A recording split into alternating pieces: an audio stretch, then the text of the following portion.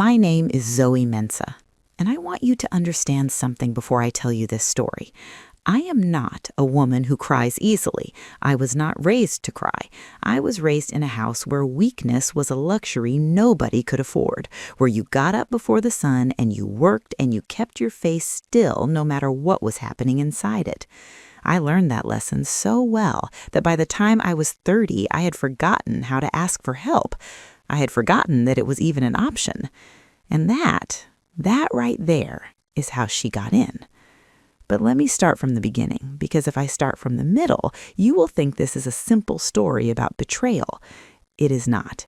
It is a story about what happens when a good heart meets a calculating mind, and the good heart does not know what it is dealing with until the calculating mind has already taken everything. My name is Zoe Mensah. I built my company from nothing, not from a little, from nothing. From a secondhand laptop and a one-room office in Westlands that smelled like mildew and ambition in equal measure.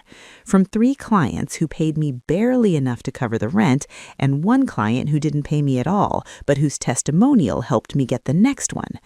From 7 years of 18-hour days and skipped lunches and phone calls at midnight from Johannesburg and Dubai and London, because when you are building something real, time zones are not your concern. By the time I was 34, Mensah Consulting was one of the fastest-growing financial advisory firms in Nairobi. 12 employees, offices on the 4th floor of a building in Westlands with actual windows, clients in 4 countries, a reputation for being difficult. And by difficult, I mean I did not tolerate sloppy work, I did not tolerate excuses, and I did not tolerate people who came to meetings without having read the brief. I was not easy to work for. I will tell you that honestly, but everyone who worked for me was better at their job when they left than when they arrived. I can say that with a clear conscience. I had built something real. I had built it alone, and I was proud of it in the quiet, private way of someone who knows exactly what it cost. And then Kezia came.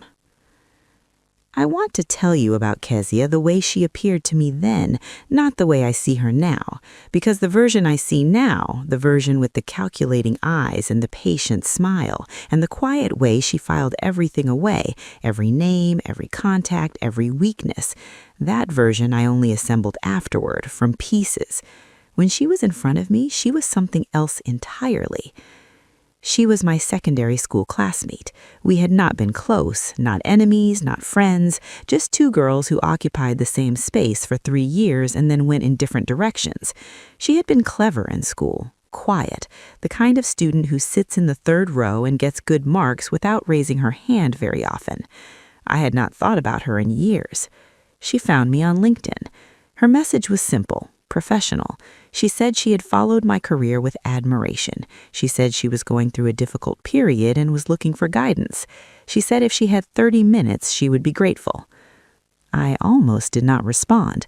I'm going to be honest with you. My first instinct was to ignore it. I was busy. I was always busy. And there was something about the message that felt like the beginning of a long conversation I did not have time for. But then I read it again, and I thought about the woman who had responded to my own message 12 years earlier, when I was 22 and newly arrived in Nairobi and didn't know anyone and sent a message to a woman I admired asking for 30 minutes. She had responded. She had given me the 30 minutes. She had given me, in fact, 2 hours and a contact that led directly to my first real client. I thought about her, and I replied to Kezia. We met for coffee in Westlands on a Tuesday afternoon. She was thinner than I remembered. She had the particular thinness of someone who has been under sustained pressure, not just physical, but the kind that sits in your chest and eats at you from the inside. She told me she had been working for a firm in Mombasa that had folded without warning. She had been out of work for 4 months. She had savings, but they were running low. She was trying to figure out her next step. She was composed about all of it. That composure impressed me. She did not ask for pity. She did not dramatize. She laid out her situation the way you would lay out a business problem. Here are the facts. Here is what I have to work with. Here is what I need to figure out. I liked that. I asked her about her work, what she had done, what she was good at, what kind of clients she had managed. And as she talked, something shifted in me. Because she was good. She was genuinely, substantively good. She had experience in areas where my firm had gaps. She understood things about mid-market clients in coastal regions that none of my current team understood. By the end of the coffee, I was thinking about something I had not planned to think about. I have a junior analyst position opening next month. It is not what you were doing in Mombasa. The pay is lower than what you were probably earning, but the work is real and the room to grow is real. She looked at me for a moment. Then she said, "I would be honored." She started 3 weeks later. Let me tell you what Kezia was like in those first months, because this is important. This is the part that makes the story complicated. Because if she had been obviously calculating from the beginning, if she had walked in with cold eyes and a clear agenda, I would have seen it. I am not a naive woman. I have been in rooms with people who wanted things from me for years. I know how that looks. But Kezia did not look like that. Kezia looked like someone who was genuinely grateful and genuinely working hard and genuinely growing. She arrived before anyone else. She stayed later than anyone else. She asked questions that showed she had read not just the briefs, but the background documents and the footnotes of the background documents. She made mistakes and she owned them without drama, and she fixed them and did not make the same mistake twice. Within 3 months, I had given her more responsibility. Within 6, she was managing her own client relationships. Within a year, she was my most valuable analyst. I was proud of her. I told people about her. I brought her to meetings she didn't need to attend so she could learn the room. I introduced her to contacts she had no business meeting at her level, senior people, important people, the kind of introductions that take years to earn and that I was giving her freely because I believed in her and I wanted her to grow. I was, in other words, exactly what she needed me to be, and she was taking notes the entire time. There is a woman in my office named Grace. She has been with me for 6 years. She runs the front desk and she knows everything that happens in that building, and I mean everything. Who comes in tense and leaves relaxed, who comes in confident and leaves shaken, which client calls are the ones that matter and which are just noise. Grace has an intelligence that does not require a title to operate. She just sees things. Grace tried to tell me about Kezia 8 months in. She said it carefully, the way you say a careful thing to someone you know might not want to hear it. She said, "Madame Zoe, I don't want to overstep, but I want to ask you something about Kezia." I was busy. I was always busy. And I said, "What about her?" Grace said, "The way she asks questions, it doesn't always feel like learning. Sometimes it feels like research." I looked at her. I said, "What do you mean?" Grace paused. Then she said, "She asks about clients in a way that is more than she needs to know for her work. She asks about your relationships, not just the business ones, the personal ones, who you trust, who trusts you, who owes you. She asks about your processes in a way that feels like she is mapping them." I looked at Grace for a long moment. Then I said, "She is ambitious. Ambitious people ask a lot of questions." Grace said, "Yes, madame." And she went back to her desk. I did not think about it again for a long time. I should have. I know that now. But the truth is that when someone has been consistently excellent in front of you, when they have given you no concrete reason to doubt them, it is very hard to take a feeling seriously, even when the feeling comes from someone you trust, even when later you realize the feeling was right. The first thing I noticed was small, so small that I told myself I was imagining it.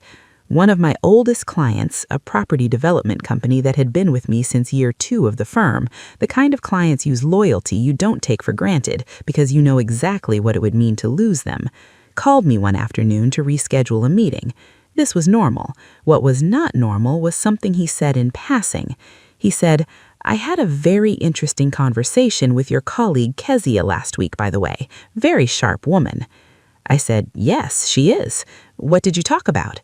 He said, "Oh, just general things. She had some interesting thoughts on the direction of the firm and some ideas about how we might structure things differently going forward." I sat with the phone in my hand after the call ended, and I thought, she had a meeting with my oldest client without telling me, and she discussed the direction of my firm. I called her into my office that afternoon. I asked her about it directly.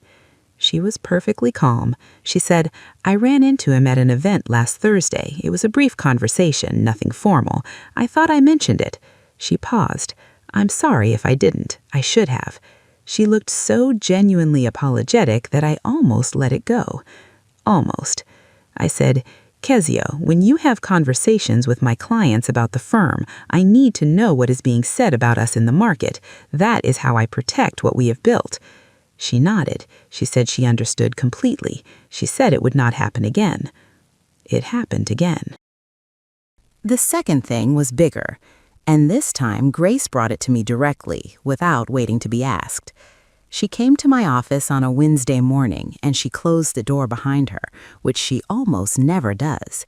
She put a piece of paper on my desk. It was a printed email thread.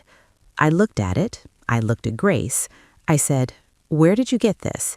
She said, "The printer. She printed it and forgot to pick it up, or she left it deliberately. I don't know which." I read the email thread. It was between Kezia and a man named David Osai. I knew David Osai. He was a financial advisory consultant who had tried to recruit 2 of my staff members 18 months earlier and whom I had dealt with professionally but without warmth since then. The kind of person who operates at the edge of what is acceptable and knows exactly where the line is because he has stepped over it before. In the emails, Kezia was describing my firm in detail, not general detail, specific detail.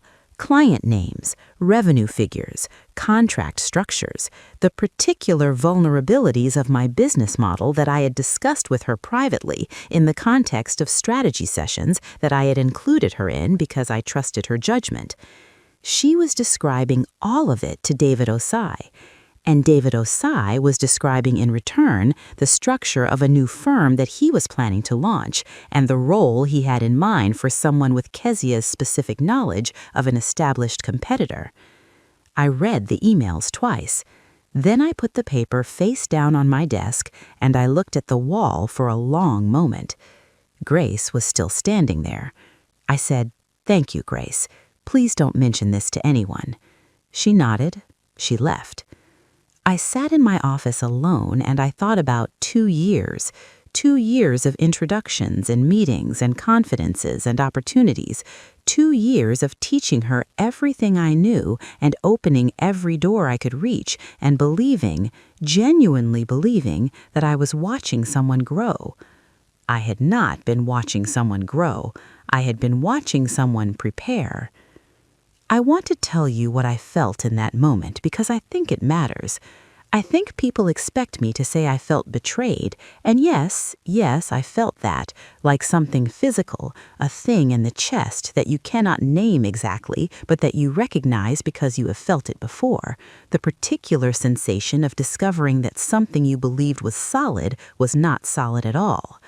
But underneath the betrayal, there was something else, something I did not expect. I felt stupid. I, Zoe Mensah, who had built a firm from nothing, who had survived this city for 12 years, who had learned to read rooms and people and situations with the particular sharpness that comes from having no one to catch you when you fall, I had been completely, thoroughly, systematically deceived by a woman I had welcomed into my house. And the stupidity hurt more than the betrayal. Because the betrayal was about her, but the stupidity was about me. I sat with that feeling for exactly 1 day. I did not sleep well. I went over everything in my mind, every conversation, every introduction, every moment I had chosen to trust her judgment over my own instincts, including that conversation with Grace 8 months earlier that I had dismissed too quickly. And then, the next morning, I got up, I made my coffee, I sat at my desk, and I made a different kind of list. Not the list of what she had taken, the list of what she had not taken. She had taken information, she had taken contacts, she had taken knowledge of my processes and my clients and my vulnerabilities. These were real things, significant things. I will not minimize them. But she had not taken my reputation. She had not taken the 12 years of actual work that stood behind that reputation. She had not taken the trust that my best clients had in me personally, not in the firm as an abstract thing, but in me, in Zoe Mensah, in the woman who answered the phone herself when things went wrong and who had never in 12 years left a client without a solution. Those things she could not take because they were not in any document or email or contact list. They were in something she could not access. They were in me. What I did next, I did quietly, not out of fear, out of strategy, because I had learned over 12 years that the loudest response is rarely the most effective one. I called 3 of my oldest clients personally. I did not tell them everything. I told them enough that there had been an internal breach of confidentiality, that I was handling it, and that I wanted to speak with them directly to ensure their information was protected and their relationship with me was my personal priority. All 3 of them responded the way I knew they would, because I knew them and they knew me. I called my lawyer. I prepared documentation. I did this carefully and without rushing, because when you move too fast in these situations, you make mistakes, and I had already made enough mistakes. And then I called Kezia into my office. She came in with her usual composure. She sat across from me, she looked at me with those steady eyes, and she waited. I put the printed emails on the desk between us. She looked at them. For exactly 3 seconds, something moved across her face, not quite guilt, not quite fear, something harder to name. Then her face went still again. She said, "Zoe." I said, "Don't." She stopped. I said, "I am going to tell you what is going to happen now. My lawyer has documentation of everything. Your employment here ends today. If you attempt to use any of the information you took in a way that damages my clients or my business, we will pursue every legal option available to us. And I want you to know that I have already spoken with the clients whose information appeared in those emails." She was very still. I said, "I want to ask you one question, not for legal reasons, for myself." I looked at her directly. Was any of it real? The gratitude, the work, any of it? She looked at me for a long moment, then she said quietly, "The work was real." I nodded. I said, "Then that is something." I stood up. "You can collect your things. Security will assist you." She left. I stood at my window afterward and watched the street below, and I thought about what she had said. The work was real. Not the gratitude, not the relationship, but the work. I held on to that, not as comfort, as information, as a reminder that people are complicated and that the things they take from you are not always the only things they leave behind. The months that followed were not easy. I will not tell you they were easy. David Osai launched his firm. Kezia was listed as a senior partner. 2 of my smaller clients moved to them, clients I had suspected were already in conversation with them before I ended things with Kezia. I lost a pitch I might have won if certain information had been in the wrong hands. These were real losses. I counted them honestly. But I also counted other things. Grace, who had tried to warn me and whom I now listened to more carefully than I had before. My senior analyst, a quiet man named Tobias, who had been with me for 5 years, and who, when I told him what had happened, he said simply, "What do you need me to do?" and meant it completely. My oldest client, who called me the week after everything became known in certain circles, and said, "I have been in business for 30 years. What I know about people, I know from watching them handle the hard moments. I am watching you handle this one. I am not going anywhere." I thought about that conversation for a long time afterward. I had spent so much of my energy for so long being self-sufficient, being the one who did not need anyone, being the woman who built things alone because alone was the only way she knew how to trust the result. I had not been watching someone build alone. I had been watching someone who knows what to do and who is good at it. I thought about the woman I had been before Kezia, certain, closed, building alone because I trusted no one enough to let them build beside me. I thought about the woman I was now, Still certain, still building, but with the office door open, with Grace at the front desk knowing she would be heard, with Tobias knowing his answer to what do you need had changed something in how I understood my own story. Some lessons cost too much, I know that. I paid for this one in clients and contracts and 2 years of harder work than I needed to do. But the lesson was real. And unlike some things that move through my firm without permission, this one I got to keep.